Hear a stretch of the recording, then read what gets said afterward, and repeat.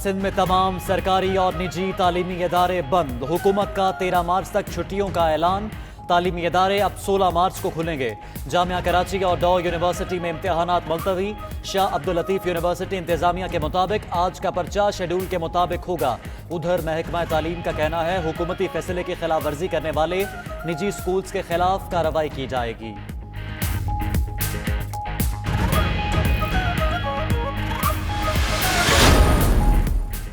पाक अफगान चमन बॉर्डर 7 रोज के लिए बंद। आमदोरफ्त और तजारती सरगर्मियां मुअत्तल रहेंगी। उधर खारादर पुलिस ने सर्जिकल मास्क जखीरा करने वाले 4 अफराद को गिरफ्तार कर लिया। 20,000 से ज्यादा सर्जिकल मास्क बरामद कर लिए। मुकदमा दर्ज।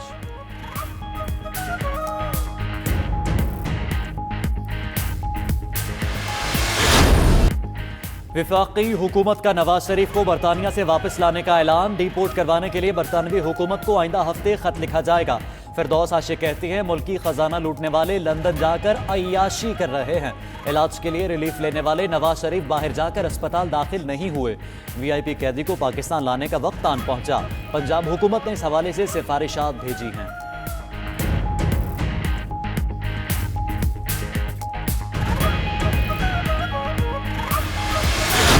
मेरे डॉक्टर्स ने रिपोर्ट दी है, वो हम we are standing on those reports.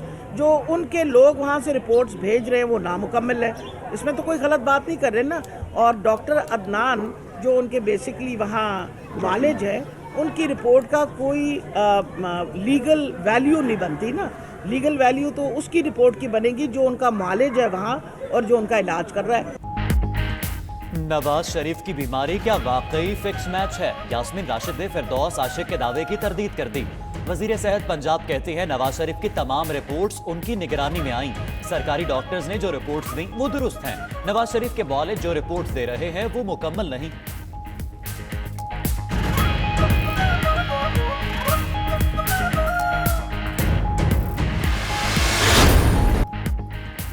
Tehreek Insaf की हुकूमत का पहला मेगा प्रोजेक्ट इस्लामाबाद में नया कमर्शियल शहर बनाने की मनसूबाबंदी मुकम्मल।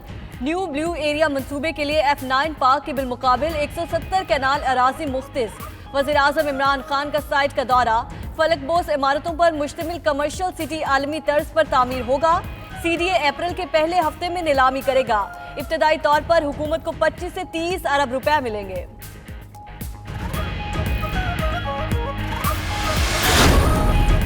नैब सखर का अनोखा कारनामा। मरहूमीन को भी तलब करना शुरू कर दिया। खुर्शीद शाह केस में खुर्शीद शाह के मरहूम भाई अली नवाज शाह को 3 मार्च को तलब कर लिया। GIT के सामने पेश होने का लेटर जारी। नैब सखर इससे कबल मरहूम अब्दुल फताह को भी तलब कर चुकी है।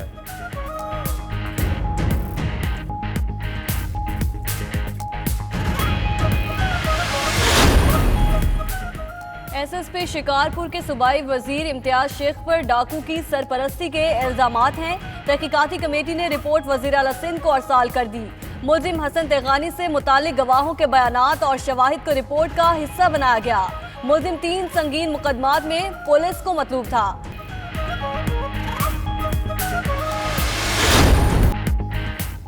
कराची किंग्स ने इस्लामाबाद यूनाइटेड को होम ग्राउंड पर शिकस्त दे दी। PSL के मैच में यूनाइटेड ने लियो क्रॉनिकी और शादाब खान की उम्दा बैटिंग की बदौलत 183 रन बनाए। किंग्स ने 184 रन का हदफ 5 विकेटों के नुकसान पर हासिल कर लिया। एलेक्स हेल्स ने 52, शर्जील खान और डेलपोर्ट ने 38, इमाद वसीम ने 32 रन बनाए। आज कराची किंग्स और पेशावर ज़ल्मी में जोड़ पड़ेगा।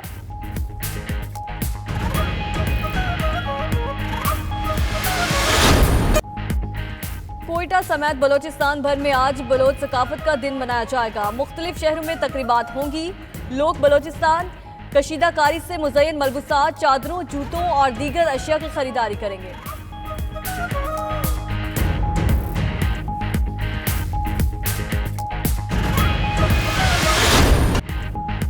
और 3 रोजा कराची लिटरेचर फेस्टिवल इख्तिताम को पहुंच गया। अदबी मेले के आखिरी रोज भी मुख्तलिफ सरगर्मियां हुई।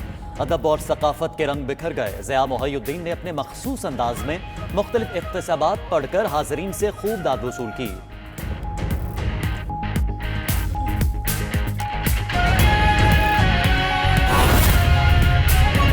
मुस्लिम लीग नून के रहनुमा तलाल चौधरी साहब हमारे साथ मौजूद हैं। तलाल चौधरी साहब, आपके वक्त का शुक्रिया। तलाल चौधरी साहब, नवाज शरीफ साहब को लंदन से डिपोर्ट किया जाए, वफाकी हुकूमत बरतानिया से अगले हफ्ते रब्ता करेगी। फिरदौस आशिक अवान साहब ने न्यूज़ कॉन्फ्रेंस के दौरान ये बात कही है। मियाँ साहब की तबीयत कैसी है, और ये भी बताइएगा क्या वो खुद से वापस आने के लिए कोई फैसला कर सके?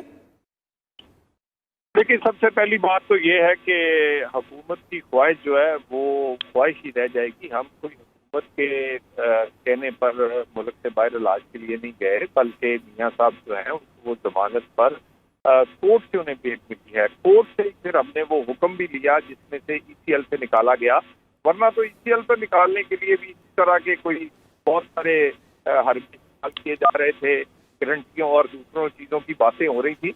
तो ये सिर्फ ये इनका काम ही है, इनसे वो नहीं लिखा गया जिससे जहांगीर तरीन खुसरो बख्तियार की आटा और चीनी चोरी का पता चल सके। इनसे वो खत नहीं लिखा गया जिससे गरीब आदमी की जेब पर जो डाका डला है, जहांगीर तरीन का वो मुनाफा जो है वो डबल हो गया है और आम गरीब आदमी का वो गिर गया है, उसकी कट गई है। इनसे कोई ऐसी, ये सिर्फ मुखालफिन को पकड़ लो, वो आवाज जो अवाम की बात करेंगे उनको दबा दो। तो भाई मेरे, ये आपका काम नहीं है कि मरियम नवाज को ECL पर रखने के लिए आप रोज प्रेस कॉन्फ्रेंस करें, मियां नवाज शरीफ पर रोज प्रेस कॉन्फ्रेंस करें। लोग आपसे रोटी का, लोग आपसे चीनी का, दाल का भाव पूछते हैं। लोग अपने पूछ रहे हैं कि उनके रोजगार का आपने क्या किया है। आपने इकोनॉमी से लेकर कश्मीर तक बेड़ा गर्क कर दिया है। आपसे कोई चीज कंट्रोल हुई नहीं है। इस तरह की प्रेस कॉन्फ्रेंस से सिर्फ ध्यान हटाना चाहते हैं अपनी कारकर्दगी से। जी ठीक है, ध्यान हटाना चाहते हैं। तलाल चौधरी साहब, ये फरमा दीजिएगा, अदालती रिलीफ की बात की गई, उन्होंने भी कहा कि जिस काम के लिए अदालत ने रिलीफ दिया था उसके लिए वो एक रोज भी अस्पताल में नहीं गए हैं। तो क्या अब दोबारा से नून लीग ये तवक्को कर रही है कि अदालत रिलीफ देगी अगर वो अस्पताल ही नहीं गए? देखिए, ये सबसे पहली बात ये है कि ये सबसे पहले तो बीमार उन्हें तस्लीम करने को तैयार नहीं थे। फिर इन्होंने बोर्ड बनाया जिसमें अपने जाती डॉक्टर्स जो थे शौकत खानम के वो भी डाले गए, और अपनी मर्जी का बोर्ड बनाने के बाद जब इनकी तसल्ली तशब्बी हुई तो उसके बाद ही हमने जमानत कोर्ट से ली है। और कोर्ट के बाद ये फैसला करना अब बरतानिया डॉक्टरों का काम है कि वो बीमार हैं या नहीं। और बरतानिया डॉक्टर्स की रिपोर्ट जो है वो हम तस्दीक शुदा जमा करवा चुके हैं, मगर हुकूमत को रिपोर्ट में नहीं आ सकती। इनको तो उन डॉक्टर्स की रिपोर्ट समझ आती है जिनके टीका लगाने से ये हूरे नजर आ जाए, जन्नत में पहुंच जाए। वो डॉक्टर्स ये दूसरे डॉक्टर्स हैं। तो ये ऐसी रिपोर्ट इन्हें समझ नहीं आएगी। हम अदालत अभी हमारे पास हमारे लीगल माहिरीन जो है वो इस पर देख रहे हैं। अगर हुकूमत ऐसा कोई काम करेगी तो उसके पास कोर्ट का दरवाजा खुला है, वो हमने कब तक कटाना है ये हमारे कानूनी माहिरीन इसका फैसला करें। जी ठीक है, कानूनी माहिरीन इसका फैसला करेंगे। तलाल चौधरी साहब हमारे साथ मौजूद रहिएगा। मुसद्दिक मलिक साहब हमारे साथ मौजूद है। मुसद्दिक मलिक साहब, कहिएगा, फिरदौस आशिक अवान साहबा कहती हैं नवाज शरीफ को लंदन से डिपोर्ट किया जाए, इसके लिए वफाकी हुकूमत बरतानिया से अगले हफ्ते रब्ता करेगी, बाकायदा खत लिखा जाएगा। अगर खत लिख दिया जाता है तो नून लीग के पास क्या ऑप्शंस हैं? देखिए, नून लीग की ऑप्शंस एक्सप्लोर करने से पहले आप हुकूमत को बोलें कि वजीर आजम पे वोट ऑफ नो कॉन्फिडेंस करे। वो वजीर आजम जिसने गारंटी काबीना में खड़े होकर बीमारी की हवाले से, और उनको कहा था कि मैंने पूरी तहकीक कर ली है, मैंने अपने अस्पताल शौकत खानम के CEO को भी भेज दिया है, और मैंने आगा खान यूनिवर्सिटी के भी इन्फेक्शियस डिजीजेस के हेड को भेज दिया है। तो आज वो क्यों अपना U-टर्न लेके भागने की कोशिश कर रहे हैं अपने बयान पे? और दूसरी जो अहम बात है वो ये है कि किस तरीका कार के तहत वहां से इनको लेकर आएंगे। इनके पास तो कोई एक्सट्रेडिशन ट्रीटी पाकिस्तान की नहीं है इंग्लिस्तान के साथ, तो बगैर किसी एक्सट्रेडिशन ट्रीटी के लेकर आएंगे। दरवाजा खुला है, वो हमने कब तक कटाना है ये हमारे कानूनी माहिरीन इसका फैसला करें। जी ठीक है, कानूनी माहिरीन इसका फैसला करेंगे। तलाल चौधरी साहब हमारे साथ मौजूद रहिएगा। मुसद्दिक मलिक साहब हमारे साथ मौजूद है। मुसद्दिक मलिक साहब, कहिएगा, फिरदौस आशिक अवान साहबा कहती हैं नवाज शरीफ को लंदन से डिपोर्ट किया जाए, इसके लिए वफाकी हुकूमत बरतानिया से अगले हफ्ते रब्ता करेगी, बाकायदा खत लिखा जाएगा। अगर खत लिख दिया जाता है तो नून लीग के पास क्या ऑप्शंस हैं? देखिए, नून लीग की ऑप्शंस एक्सप्लोर करने से पहले आप हुकूमत को बोलें कि वजीर आजम पे वोट ऑफ नो कॉन्फिडेंस करे।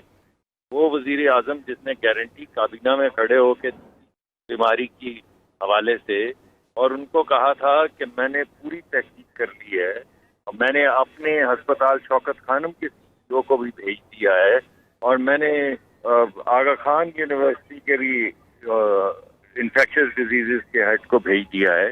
तो आज वो क्यों अपना यू टर्न लेके भागने की कोशिश कर रहे हैं अपने बयान पे। और दूसरी जो अहम बात है वो ये है